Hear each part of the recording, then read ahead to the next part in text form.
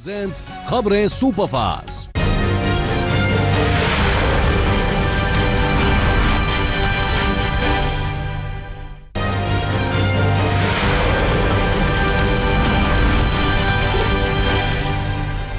उत्तर प्रदेश के 11 जिलों की 67 सीटों के लिए प्रचार अभियान आज शाम 5 बजे थम जाएगा। 15 फरवरी को सहारनपुर, मुरादाबाद, बिजनौर, संभल, रामपुर, बरेली, अमरोहा, पीलीभीत, शाहजहांपुर और बदायूं की 67 सीटों के लिए मतदान होना है। इन सीटों पर 721 उम्मीदवार अपनी किस्मत आजमा रहे हैं। इसके अलावा उत्तराखंड की 70 में से 69 सीटों पर 15 फरवरी को होने वाले मतदान के लिए भी आज प्रचार अभियान खत्म होगा। यहाँ कुल 637 प्रत्याशी चुनाव मैदान में हैं। उत्तर प्रदेश में सभी दलों का प्रचार तेजी पकड़ता जा रहा है। इसी के मद्देनजर आज प्रधानमंत्री नरेंद्र मोदी लखीमपुर खीरी में चुनावी सभा को दोपहर 1 बजे यहाँ पीएम की रैली होगी। वहीं कांग्रेस उपाध्यक्ष राहुल गांधी आज लखीमपुर खीरी के पलिया में जनसभा को संबोधित करेंगे। इसके बाद वो एक सभा बिजनौर के अफजलगढ़ में करेंगे। राहुल गांधी की तीसरी जनसभा बरेली में होगी। समाजवादी पार्टी के नेता मुलायम सिंह यादव इटावा और मैनपुरी में पार्टी के लिए प्रचार करते नजर आएंगे। उत्तराखंड के हरिद्वार में राहुल का रोड शो देर रात खत्म हुआ। राहुल का 75 किलोमीटर का रोड शो रुड़की से शुरू हुआ था और हर की पौड़ी में खत्म हुआ। हर की पौड़ी पहुंचकर राहुल ने गंगा की पूजा अर्चना की। अपने रोड शो में राहुल गांधी ने कांग्रेस छोड़ने वाले नेताओं को कचरा कह डाला। राहुल ने कहा कि हमने अपनी पार्टी से जो कचरा उठाकर बाहर फेंका था वो मोदी जी ने बीजेपी में रख लिया। अमेठी रायबरेली में कांग्रेस नेता प्रियंका गांधी का प्रचार कार्यक्रम टल सकता है। पहले प्रियंका गांधी 13 फरवरी को रायबरेली पहुंचकर वैलेंटाइन डे यानी 14 फरवरी को प्रचार का बिगुल फूंकने वाली थी, लेकिन सूत्रों की माने तो जमीन से मिल रही रिपोर्ट्स ने प्रियंका को नई रणनीति बनाने पर मजबूर कर दिया है। माना जा रहा है कि अब प्रियंका का दौरा 1-2 दिन के लिए टल सकता है। अगर चीजें दुरुस्त नहीं हुई तो प्रियंका अपने कार्यक्रम को सीमित भी कर सकती है। बीजेपी नेता कैलाश विजयवर्गीय ने कांग्रेस उपाध्यक्ष राहुल गांधी पर तीखा निशाना साधा है। विजयवर्गीय ने ट्वीट के जरिए राहुल गांधी का मजाक उड़ाया है। राहुल के विदेश दौरे पर तंज कसते हुए विजयवर्गीय ने ट्विटर पर लिखा है, राहुल गांधी जी, ताका झाकी का आरोप मत लगाइए। अगर कोई दिन किसी ने वास्तव में ताका झाकी शुरू कर दी तो बार बार विदेश जाना भूल जाओगे। इसके अलावा कांग्रेस और समाजवादी गठबंधन पर निशाना साधते हुए उन्होंने ट्वीट में लिखा, राजीव गांधी जी पायलट थे, वो हवाई जहाज चलाते थे और उनका बेटा साइकिल को धक्का दे रहा है। उत्तराखंड के कर्णप्रयाग से बीएसपी प्रत्याशी कुलदीप कनवासी की कार दुर्घटना में मौत हो गई है। कनवासी कर्णप्रयाग से अपने घर गौचर लौट रहे थे। चटवा पीपल के पास उनकी कार अनियंत्रित होकर गहरी खाई में जा गिरी, जिसमें उनकी मौत हो गई और 2 अन्य लोग घायल हो गए। चुनाव आयोग ने प्रत्याशी की मौत के बाद कर्णप्रयाग में 15 फरवरी को होने वाले मतदान को रद्द कर दिया है। वहीं यूपी के अम्बेडकर नगर की आलपुर विधानसभा सीट से समाजवादी पार्टी के प्रत्याशी चंद्रशेखर कनौजिया का दिल का दौरा पड़ने से निधन हो गया। चुनाव आयोग ने आलापुर विधानसभा सीट पर चुनाव स्थगित कर दिया है। उत्तराखंड के आगामी विधानसभा चुनाव में वोटरों को लुभाने के लिए राज्य की कांग्रेस पार्टी के बेरोजगारी भत्ते के वादे पर निर्वाचन आयोग ने सख्ती दिखाते हुए उत्तराखंड पुलिस की साइबर सेल में मामला दर्ज कराया है। कांग्रेस की ओर से बेरोजगारी भत्ता कार्ड लॉन्च कर बेरोजगारों को रजिस्ट्रेशन के 100 दिन के भीतर 2500 रुपए बेरोजगारी भत्ता दिए जाने का वादा किया गया था।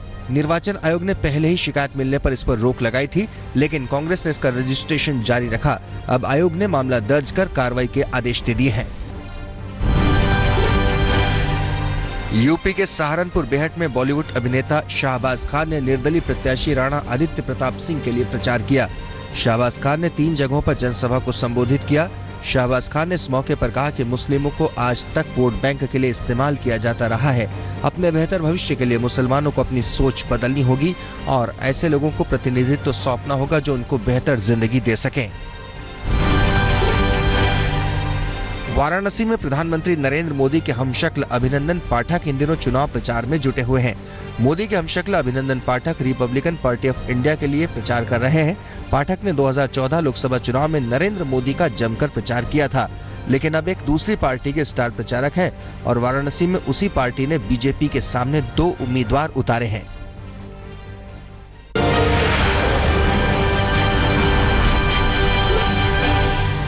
रविवार को पटना में एक कार्यक्रम में दिलचस्प नजारा देखने को मिला, जब आरजेडी अध्यक्ष लालू यादव को कुर्सी खाली कर दूसरी कुर्सी पर बैठना पड़ा। आरजेडी सुप्रीमो पटना के श्री कृष्ण मेमोरियल ऑडिटोरियम में ब्रह्म कुमारी मिशन से जुड़े कार्यक्रम में शरीक होने पहुंचे थे। यहां उनके अलावा मुख्यमंत्री नीतीश कुमार को भी बुलाया गया था। नीतीश से पहले मंच पर लालू पहुंचे और सीधे सीएम की कुर्सी पर बैठ गए। थोड़ी देर में आयोजकों में से एक की नजर उन पर पड़ी तो लालू को गलती का एहसास हुआ। लालू ने फौरन अपनी कुर्सी बदल ली। बीएमसी चुनाव में बीजेपी से गठबंधन तोड़ने के बाद शिवसेना प्रमुख उद्धव ठाकरे ने ऐसे संकेत दिए हैं कि महाराष्ट्र में फडणवीस सरकार से वो समर्थन वापस ले लेगी। शिवसेना मुखपत्र सामना में बातचीत में जब उनसे पूछा गया कि क्या राज्य में मध्यावधि चुनाव की संभावना है, तो उद्धव ने कहा कि जनता बदलाव की तरफ देख रही है। यह तीसरी बार है जब उद्धव ने फडणवीस सरकार से समर्थन वापस लेने की धमकी दी हो। तमिलनाडु के लेकिन वे कामयाब नहीं होंगे। उन्होंने कहा कि उन्हें महिला समझकर डराने की कोशिश हो रही है, लेकिन डराने वाले अपने मंसूबे में कामयाब नहीं होंगे। शशिकला ने लगातार दूसरे दिन महाबलीपुरम के नजदीक गोल्डन बे रिजॉर्ट पहुंचकर विधायकों से मुलाकात की। इस रिजॉर्ट में एआईएडीएमके के विधायक ठहरे हुए हैं। दूसरी तरफ कार्यवाहक मुख्यमंत्री पनीर सेल्वम लगातार मजबूत होते दिख रहे हैं। उन्हें अब तक एआईएडीएमके के 10 सांसदों का समर्थन मिल चुका है। कलकत्ता हाईकोर्ट के जस्टिस सीएस कर्णन आज सुप्रीम कोर्ट की 7 जजों की पीठ के सामने अवमानना के मामले में पेश होंगे। कर्णन ने चीफ जस्टिस जेएस खेयर की अगुवाई वाली 7 जजों की बेंच पर सवाल उठाते हुए उस पर दलित विरोधी होने का आरोप लगाया है। गौरतलब है कि अवमानना के मामले में पेश होने वाले कर्णन हाईकोर्ट के पहले सिटिंग जज हैं। सुप्रीम कोर्ट के सब्र की सीमा तब पार हो गई जब इसी साल जनवरी में कर्णन ने प्रधानमंत्री को चिट्ठी लिखकर सुप्रीम कोर्ट और मद्रास हाईकोर्ट के जजों पर भ्रष्टाचार के आरोप लगाए। इसके बाद सुप्रीम कोर्ट ने 8 फरवरी को जस्टिस कर्णन को नोटिस जारी किया और पूछा कि क्यों न इसे कोर्ट की अवमानना माना जाए। जम्मू कश्मीर में अलगाववादियों ने हिंसक प्रदर्शन के दौरान 2 लोगों की मौत के खिलाफ आज कश्मीर बंद का ऐलान किया है। अलगाववादियों ने 15 फरवरी को कुलगाम चलो का ऐलान किया है। कट्टरपंथी सईद अली शाह गिलानी, हुर्रियत प्रमुख मीरवाइज उमर फारूक और जेकेएलएफ के चेयरमैन यासीन मलिक ने रविवार देर शाम एक साझा बयान जारी कर कश्मीर बंद का ऐलान किया। एआईएमआईएम प्रमुख और सांसद असदुद्दीन ओवैसी को पुणे के एक वार्ड में आम सभा करने की इजाजत नहीं दी गई है। ओवैसी स्थानीय निकाय चुनाव के लिए अपनी पार्टी के प्रचार के लिए यहां आने वाले थे। खड़क पुलिस थाने ने ये कहते हुए ओवैसी की रैली की इजाजत नहीं दी कि जिस इलाके को एआईएमआईएम की रैली के लिए चुना गया है वह इलाका मिश्रित आबादी की होने की वजह से संवेदनशील है और चूंकि ओवैसी के भाषणों की प्रवृत्ति कथित तौर पर भड़काऊ और सांप्रदायिक होती है, इसीलिए उनकी जान को खतरा हो सकता है। पिछले साल हुए नाभा जेल ब्रेक कांड के मास्टरमाइंड गुरप्रीत सिंह सेखों को पंजाब पुलिस ने गिरफ्तार कर लिया है। उसे पटियाला पुलिस ने मोगा के गांव से पकड़ा है। सेखों के साथ 3 और गैंगस्टर्स को भी गिरफ्तार किया गया है। राजस्थान के अलवर जिले के जैतपुर ब्राह्मण गांव में एक तेंदुए के हमले में महिला की मौत हो गई। बताया जा रहा है कि शांति देवी नाम की महिला अपने खेत की तरफ जा रही थी, तभी पीछे से तेंदुए ने उन पर हमला कर दिया और गर्दन को पकड़कर काफी दूर तक चला गया। महिला के शोर मचाने पर गांव वाले इकट्ठा हो गए और तेंदुए को भगाया, लेकिन तब तक महिला की मौत हो गई। गौरतलब है कि पिछले 1 महीने में सरिस्का अभयारण्य क्षेत्र में तेंदुए के हमले में 4 महिलाओं समेत 5 लोगों की मौत हो गई है।